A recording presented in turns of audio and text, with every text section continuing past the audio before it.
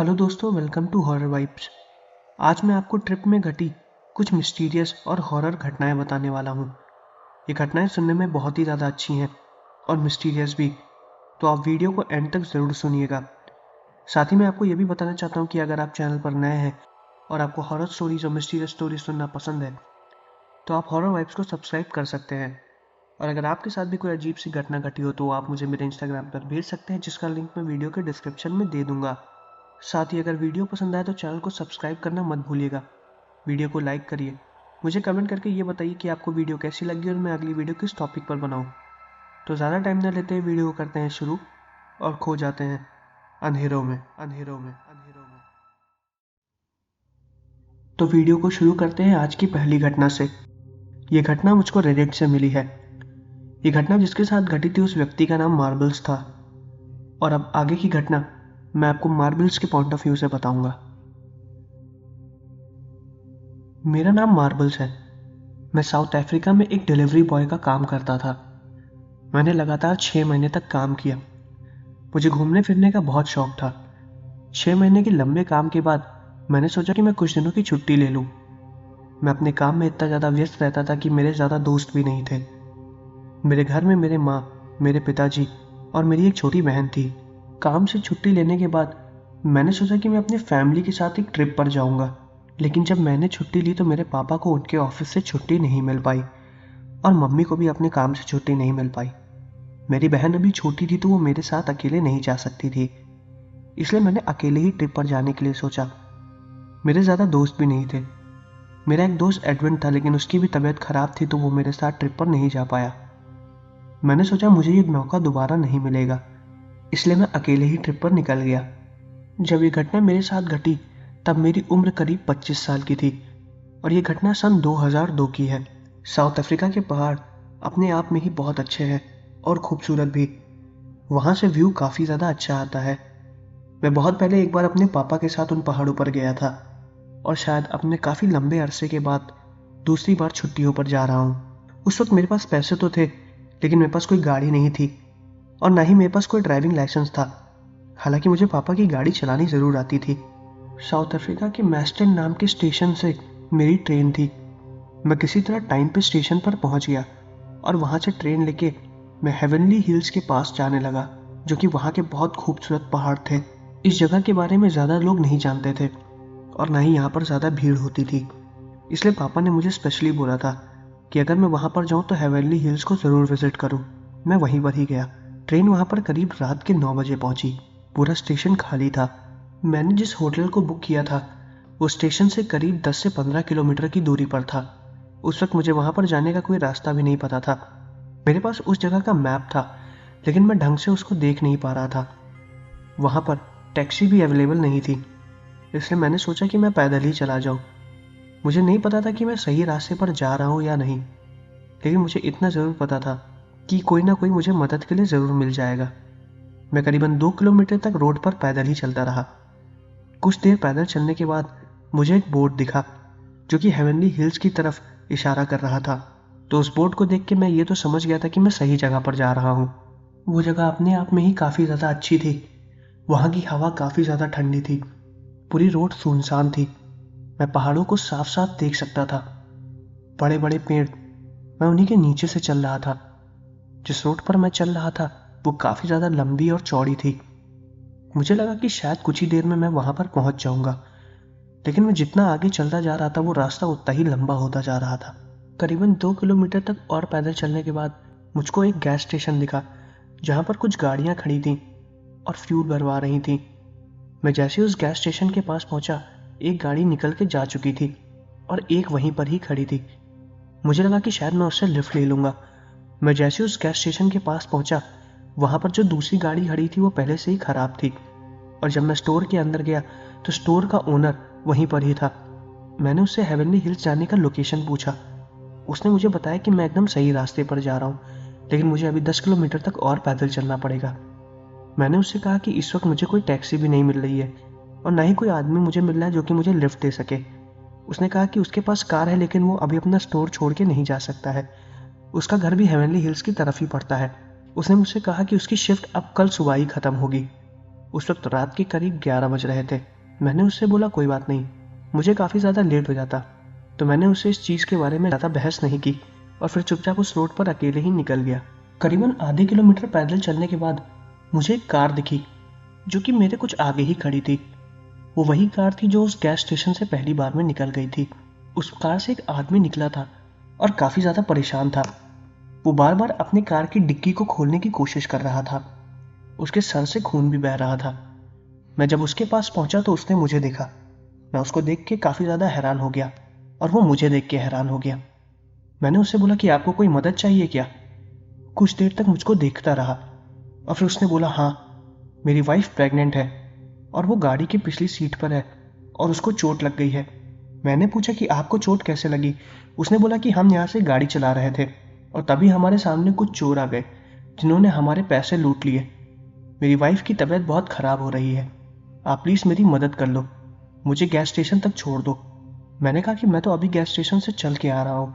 उसने कहा कि अगला हॉस्पिटल बहुत ज़्यादा दूर है, गैस स्टेशन पे हमें मेडिकल किट्स मिल जाएंगी, इसलिए हमें वहाँ पर जल्द से जल्द पहुँचना होगा। मैंने उससे बोला कि आपके पास तो गाड़ी है, आप खुद भी जा सकते हैं। उसने मुझसे बोला कि उसको गाड़ी चलानी नहीं आती है, उसकी वाइफ को गाड़ी चलानी आती है और इस समय उसकी तबीयत ठीक नहीं है।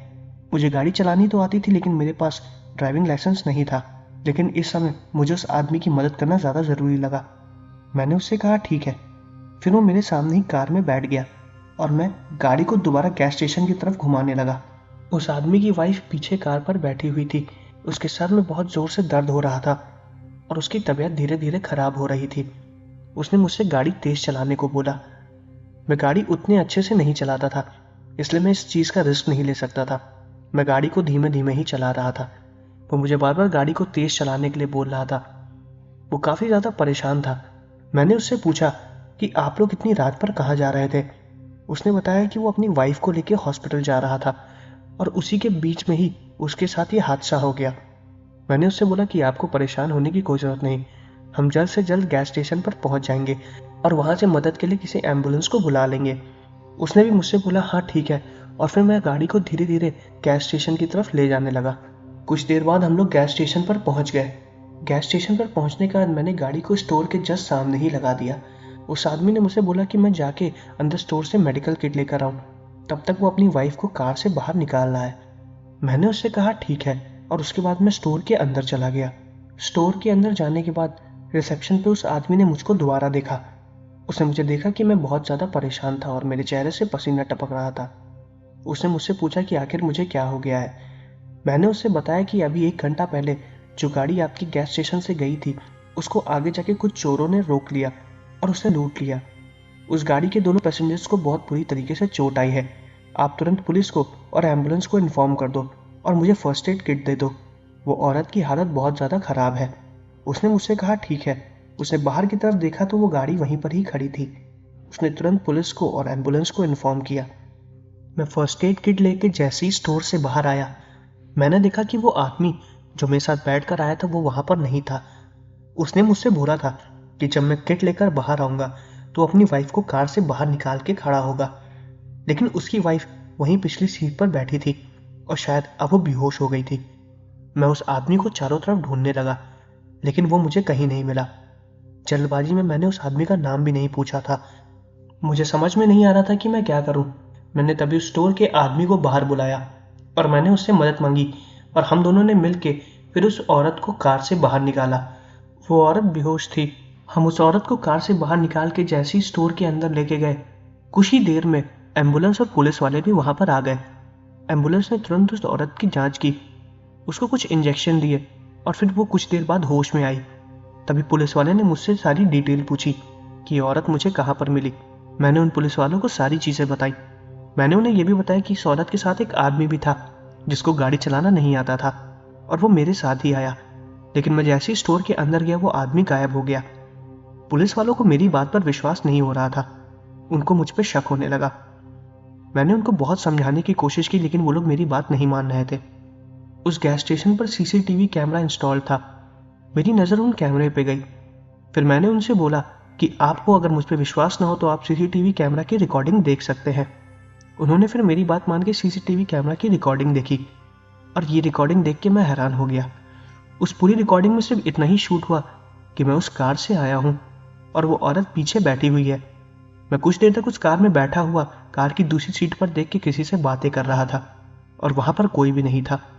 उसके बाद मैं कार से उतर के स्टोर के अंदर चला गया और ये सारी चीजें उसी सीसीटीवी कैमरा में रिकॉर्ड हुई, जिसको देख के मैं खुद अपनी बात पर विश्वास नहीं कर पा रहा था। मैंने उन ऑफिसर्स को लगातार अपनी बात समझाने की कोशिश की, लेकिन वो लोग मेरी बात मानने पर तैयार ही नहीं थे। उन्होंने मुझे ज़बरदस्ती अपने कार में बैठा दिया था। उन्होंने मेरी सारी आईडी चेक की और मेरे एड्रेस को वेरीफाई भी किया। फिर वो औरत होश में आई और उसने अपना बयान दिया, और उस औरत के बयान देने के बाद हम सब एकदम शॉक्ड हो गए थे, और सबसे ज़्यादा तो मैं ही हुआ था।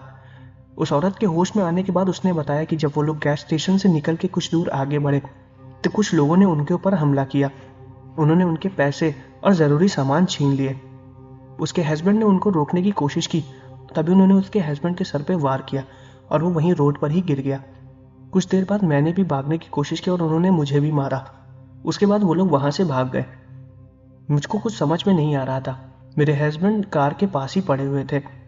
मैंने उनको उठाने की कोशिश की। उनके सर से लगातार खून बह रहा था। मुझे बस इतना याद है कि उन्होंने मुझे वहां से उठा के कार में बैठा दिया। उसके बाद वो हाईवे के बगल पे ही जाके गिर गए। उसके बाद मैं भी बेहोश हो गई। मुझे कुछ भी समझ में नहीं आया कि आखिर मेरे साथ हुआ क्या, मैं यहाँ पर कैसे पहुंची। उसने ये भी बताया कि बीच बीच में जब ड्राइव करते वक्त उसकी आंखें खुल रही थी तो उसको मैं ही दिखाई दे रहा था और मैं किसी और से बात कर रहा था, लेकिन वो बार बार बेहोश हो जा रही थी। जब पुलिस ऑफिसर ने उसकी ये बात सुनी तो उनको मेरी बात पर विश्वास हुआ। उसके बाद जहाँ पर वो एक्सीडेंट हुआ था वहाँ पर जाके पुलिस वालों ने छानबीन की और सब हैरान हो गए। उस आदमी की डेड बॉडी वहीं पर ही पड़ी थी और वो वही आदमी था जो मेरे साथ कार में बैठ कर आया था। मैं इस चीज़ को देख के एकदम हैरान हो गया। मुझे कुछ भी समझ में नहीं आ रहा था कि आखिर ये सब मेरे साथ क्या घटा था। मैं बहुत बड़ी मुसीबत में फंस चुका था, लेकिन मैं उस मुसीबत से बाहर भी आ गया था। उस आदमी की मौत हुए काफ़ी टाइम हो गया था। उस आदमी की मौत तभी हो चुकी थी जब मैं स्टोर से निकला था। ये सारी चीज़ें उस सीसीटीवी फुटेज में भी रिकॉर्ड हुई, क्योंकि उस आदमी का दैट टाइम मेरे स्टोर से निकलने का टाइम एकदम मैच हो रहा था। तो इतनी जल्दी मैं आधे किलोमीटर का सफ़र तय भी नहीं कर सकता था। मुझे कुछ दिन पुलिस कस्टडी में रखा गया। हालांकि मैंने सारी इन्फॉर्मेशन अपने पेरेंट्स को दे दी थी। वो लोग भी काफ़ी ज़्यादा परेशान हो रहे थे, लेकिन सब कुछ वेरीफाई करने के बाद पुलिस वालों ने मुझे छोड़ दिया। मैंने अपनी ट्रिप भी कंप्लीट नहीं की और मैं घर चला गया।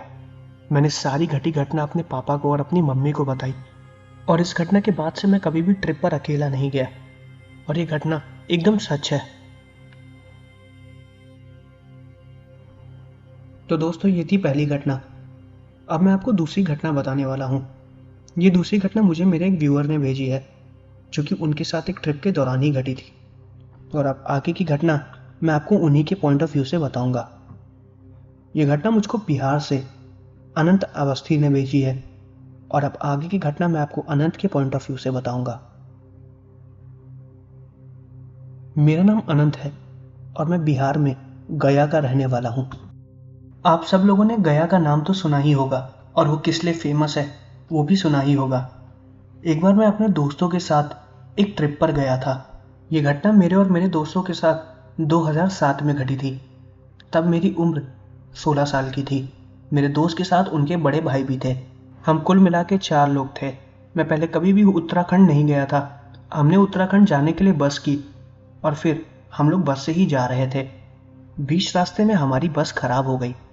बस कंडक्टर ने हमसे बोला कि उसने एक दूसरी बस मंगवाई है जो कि सारे पैसेंजर्स को भेज सकती है, लेकिन वो बस आने में करीबन 1 घंटा लगेगा। हमने सोचा कि हम इतना देर इंतज़ार नहीं करेंगे, इसलिए हम बस से उतर गए। हमें हमारे टिकट के पैसे भी वापस मिल गए थे। जब हम बस से नीचे उतरे तो उस वक्त करीब 5 बज रहे थे। रोड पे गाड़ियाँ आ जा तो रही थी, लेकिन कोई भी ट्रेवलर वाली गाड़ी नहीं थी जिसमें हम लोग बैठकर जा सके। ना ही उस रूट पर कोई बस आ रही थी, और जो बस आने वाली थी उसको आने में 1 घंटा लगने वाला था। इसलिए हम चारों लोग कुछ देर तक पैदल ही चल रहे थे। हमने सोचा कि कुछ आगे जाने के बाद हमें कोई और बस मिल जाए जिससे हम अपने ट्रिप को पूरा कर सकें। हमें पैदल चलते हुए 1 घंटे से ज़्यादा हो चुके थे। मेरा बाहर घूमने का पहला एक्सपीरियंस ही एकदम ख़राब था। तभी मेरा दोस्त, जिसका नाम जितिन है, उसने मुझसे बोला कि मुझे परेशान होने की कोई ज़रूरत नहीं, कुछ देर में कोई एक गाड़ी मिल जाएगी जिससे हम आगे जा सकेंगे। मैंने भी बोला ठीक है। कुछ दूर आगे जाने के बाद हमें एक गाड़ी और मिली जिसने हमें पास के ही एक बस स्टॉप पर छोड़ दिया। उसने हमें बताया कि यहाँ से उत्तराखंड जाने के लिए ढेर सारी बसें मिलती रहती हैं। हमने कहा ठीक है। हम फिर वहीं बैठ के बस का इंतज़ार करने लगे। वहाँ पर एक चाय वाला था। हमने उससे पूछा कि उत्तराखंड जाने के लिए बस कितनी देर में आती है। उसने कहा था कि जितनी बस हैं वो सब जा चुकी हैं और अब एक ही बस बाकी है जो कि 9 बजे जाती है। हम सब उस बस का इंतज़ार करने लगे। उत्तराखंड जाने की उस बस का हमने टिकट लिया। मैं, जितिन और हमारे भैया और उनके दोस्त, हम चारों लोग उस बस पर जाके बैठ गए। उस बस में करीबन 10 लोग थे। बस चलने के करीब 2 घंटे बाद बस एक बस स्टॉप पर रुकी। वहाँ पर हमने चाय नाश्ता किया। बस के आधे लोग उतर चुके थे। उस वक्त उस बस में हम 4 लोग, बस का कंडक्टर और ड्राइवर था। बड़ी ताज्जुब की बात थी कि बस पूरा खाली था, लेकिन बस के पीछे एक आदमी और बैठा हुआ था और उसने कंबल ओढ़ रखा था। उस वक्त उतनी गर्मी थी, लेकिन उसने उस वक्त कंबल ओढ़ रखा था। हम उसको देख के लगातार हंसे जा रहे थे और आपस में बात कर रहे थे। उस आदमी का चेहरा हमें दिखाई दे रहा था। उसकी लंबी लंबी दाढ़ी थी और उसकी आंखें बड़ी लाल रंग की थी। उसने एक दो बार हमारी तरफ भी देखा, लेकिन हमने उसे देख के अपना मुंह घुमा लिया क्योंकि हमें उसको देख के बहुत ही ज़्यादा डर लग रहा था। बस के कंडक्टर ने उससे टिकट भी नहीं लिया। शायद वो बस कंडक्टर को जानता था। हम लोग फिर बैठे हुए सो गए। मेरी आंख रात के करीब 3 बजे खुली। मैंने देखा कि वो बुजुर्ग आदमी मेरी सीट के जस्ट पीछे वाली सीट पर बैठा हुआ है। उस आदमी को देख के मैं एकदम चौंक गया क्योंकि वो एकदम पिछली सीट पर बैठा हुआ था। फिर वो आके मेरे पास बैठ गया। तब मैंने पहली बार उसकी आंखें देखी। उसकी आंखें पूरी लाल थीं और वो ऐसे घूर के मुझे देख रहा था कि जैसे उसने कभी इंसान को देखा ही ना हो। मैंने तुरंत जितिन को उठाया। मैंने उससे बोला कि भाई, ये आदमी मुझे कुछ अजीब लग रहा है। ये हमारे पीछे आकर क्यों बैठा है? कहीं ये हमारे किसी सामान को तो चुराने नहीं आया है? जितिन ने भी पीछे उसे मुड़ के देखा। उसने भी जितिन को देखा और हम दोनों लोग उसको देख के बहुत ज़्यादा डर गए थे। तभी जितिन ने अपने भाई को उठाया। जितिन ने फिर उस बूढ़े आदमी के बारे में भैया को बताया। भैया ने उस बूढ़े आदमी को देखते ही उससे सवाल पूछा कि दादा, कोई बात है क्या? आप अपनी जगह से उठ के हमारी सीट के पीछे आकर क्यों बैठ गए? उस बूढ़े आदमी ने भैया की बात का भी कोई जवाब नहीं दिया। कुछ देर बाद वो वहीं से उठा और चुपचाप पीछे वाली सीट पर जाके बैठ गया। उसकी हरकत हम चारों को बहुत ही ज़्यादा बेकार लगी। हमने सोचा कि हम कंडक्टर से उस बूढ़े की कंप्लेन करें। वो हमें बहुत ही ज़्यादा अजीब लग रहा था। हमें तो सबसे ज़्यादा यही डर था कि वो हमारा कोई सामान चुरा न ले। कंडक्टर भी अपने में थोड़ा बिजी था। वो शायद पैसों की गिनती कर रहा था। भैया ने सोचा कि कुछ देर में उस कंडक्टर को उस बूढ़े आदमी के बारे में जाकर बता देगा। तब तक हम तीनों लोग अपनी सीट बदल के आगे आकर बैठ गए। हम चारों लोग आगे की तरफ देख रहे थे। वो कंडक्टर जैसे ही अपना काम खत्म करके पीछे की तरफ आया, भैया ने उसको रोका और कंडक्टर को पीछे बैठे उस बूढ़े आदमी के बारे में बताया और उससे पूछने लगा कि भाई, वो आदमी कौन है? बहुत ही ज़्यादा अजीब है। हमारे पीछे आकर अचानक से बैठ गया। हमारे किसी भी सवाल का कोई भी जवाब नहीं दे रहा है और हम कोई भी बात कर रहे हैं तो हमें घूर कर देख रहा है। कंडक्टर ने भैया से पूछा कि तुम किस बूढ़े आदमी की बात कर रहे हो? भैया ने जैसे ही पीछे मुड़ के देखा, वो बूढ़ा आदमी वहाँ पर था ही नहीं। वो देख के एकदम हैरान हो गया था। फिर हम तीनों लोग भी पीछे की तरफ देखने लगे और वहाँ पर कोई भी नहीं था। फिर हम चारों लोगों ने दोबारा उस कंडक्टर से बोला, अरे वही बूढ़ा आदमी जो पीछे बैठा हुआ था। जब बस ढाबे से चली थी तो वो उसी वक्त आके बैठा था। कंडक्टर ने हमें बहुत अजीब तरीके से देखा।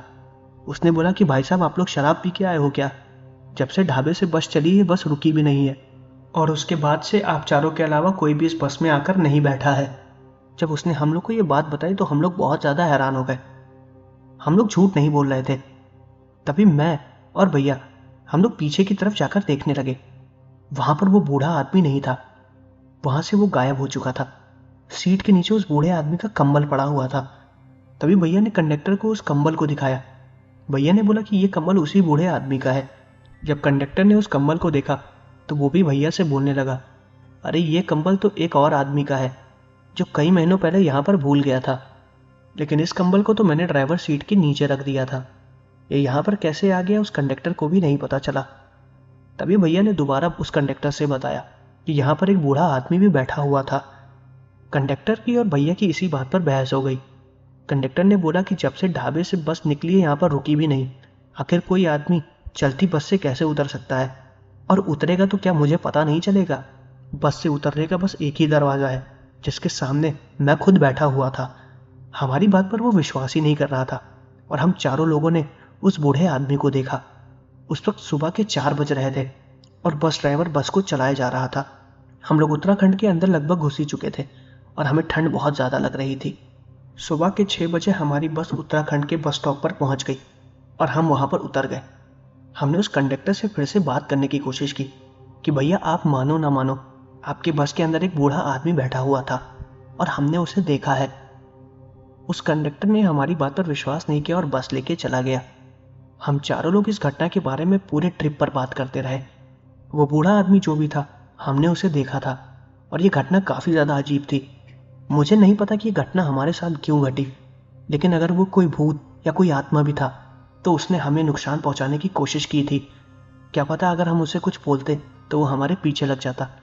हालांकि ऐसी फिर कोई भी घटना हमारे साथ नहीं घटी, और जब हम उत्तराखंड से वापस लौट रहे थे तो हम एक भरी बस में गए थे और हम यही उम्मीद कर रहे थे कि हमें वो बस दोबारा ना मिले। तो दोस्तों, ये थी मेरे व्यूवर की भेजी गई ये घटना। अब मैं आपको एक दूसरी घटना बताने वाला हूँ। ये घटना काफ़ी छोटी है, लेकिन सुनने में बहुत ही ज़्यादा मिस्टीरियस है। ये घटना मुझे रेडिट से मिली है। ये घटना जिस आदमी के साथ घटी थी उसका नाम एलम था, और अब आगे की घटना मैं आपको एलम के पॉइंट ऑफ व्यू से बताऊंगा। मेरा नाम एलम है। मैं कनाडा का रहने वाला हूँ। ये घटना मेरे और मेरे दोस्त जॉफरी के साथ 2012 में घटी थी। मैंने और जॉफरी ने रात में घूमने का प्लान बनाया। हमारा प्लान अचानक से ही बन जाता है। हमारे कार में हमारे सारे सामान पहले से ही रखे रहते हैं। मैं और जॉफरी, हम दोनों कैनेडियन फॉरेस्ट के पास एक राउंड लगाने जा रहे थे। हमने सोचा था हम कैनेडियन फॉरेस्ट के पास जाके 1-2 दिन कैंपिंग करेंगे। हमने अपनी कार उठाई और हम रात में ही कैनेडियन फॉरेस्ट के लिए निकल गए। जॉफरी ने थोड़ी ड्रिंक कर रखी थी। मुझे भी ड्रिंक करना अच्छा लगता है, लेकिन गाड़ी चलाते समय मैं कभी भी ड्रिंक नहीं करता हूँ। वो काफ़ी ज़्यादा नशे में था और काफ़ी ज़्यादा खुश था। काफ़ी दिनों बाद उसको अपने काम से छुट्टी मिली थी और वो अपने ट्रिप को बहुत एंजॉय कर रहा था। हमने कार में म्यूज़िक बजा दिया और मैं गाना गाते हुए ही कार को चला रहा था। जैफरी काफ़ी ज़्यादा ज़ोर से चिल्ला रहा था। उसने म्यूज़िक की आवाज़ काफ़ी ज़्यादा तेज़ कर दी थी, जिससे हमारे बगल में जो भी गाड़ी निकल रही थी हमें उसका हॉर्न नहीं सुनाई दे रहा था। कुछ देर बाद हम हाईवे क्रॉस कर गए और कैनेडियन फॉरेस्ट के मेन हाईवे के अंदर एंटर कर गए, जहाँ से कैनेडियन फॉरेस्ट स्टार्ट होता है। हम उसके काफ़ी अंदर तक चले गए थे। वहाँ पर काफ़ी ज़्यादा शांति थी। दूर दूर तक हमें कोई भी नज़र नहीं आ रहा था। उस पूरे हाईवे पे हमारी ही एक रोड थी। वहाँ पर उस समय कोई भी पुलिस या कोई फॉरेस्ट ऑफिसर भी पेट्रोलिंग नहीं कर रहा था। शायद हम रास्ता भूल गए थे और किसी गलत रास्ते में आ गए थे, लेकिन जॉफरी मुझसे बार बार बोल रहा था कि मैं गाड़ी को सीधा चलाऊं। वो मुझसे बोल रहा था कि उसको पूरा रास्ता याद है। मुझे उसकी बात पे हल्का फुल्का शक हो रहा था, क्योंकि वो नशे में था और मुझे नहीं लग रहा था कि उसको रास्ता सही ढंग से पता है। लेकिन वो अपनी बात पर इतना श्योर था कि मैं उसकी बात को टाल ना सका और मैं किसी गलत रास्ते पे गाड़ी को लेकर चला गया। वहाँ पर रोड काफ़ी ज़्यादा ख़राब थी और कुछ दूर आगे जाने के बाद रोड बंद हो गई। वहाँ पर डेड एंड आ गया। उसके आगे रोड नहीं थी, सिर्फ जंगल ही जंगल था। फिर मैंने जॉफरी को बोला कि तुम्हारा बताया हुआ रास्ता एकदम गलत है। हमने फिर गाड़ी वहाँ से वापस घुमाई। हम थोड़ा सा जैसे ही आगे गए हमने देखा कि हमारे पीछे से एक कार आ रही है। वो कार हूबहू हमारी कार जैसी थी। हम उस कार को देख के एकदम हैरान हो गए, क्योंकि हम पीछे से ही आए थे और रोड के एकदम अंत में चले गए थे और वहीं से ही दोबारा लौट कर वापस आ रहे थे, लेकिन हमें कोई भी कार नहीं दिखी थी।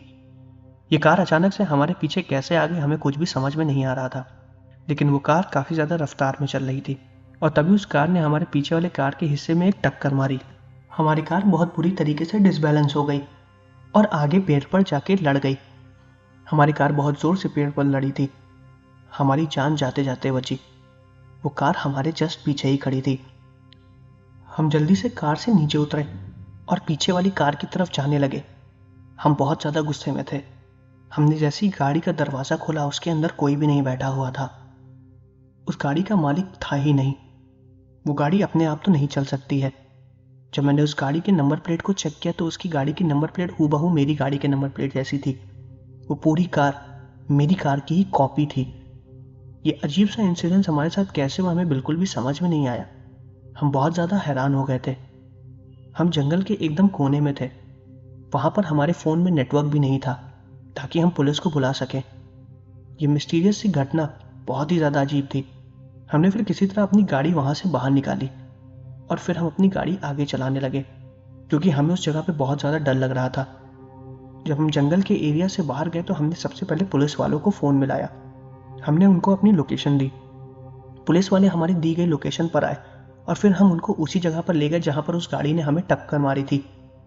और ताजुब की बात तो ये थी कि वो गाड़ी वहाँ से गायब हो चुकी थी। वहाँ पर कुछ भी नहीं था। हम पुलिस वालों को बार बार ये बात समझाने की कोशिश कर रहे थे कि हूबहू हमारी गाड़ी जैसी एक गाड़ी थी जिसने हमें टक्कर मारी थी और उसकी नंबर प्लेट मेरी नंबर प्लेट सेम ही थी।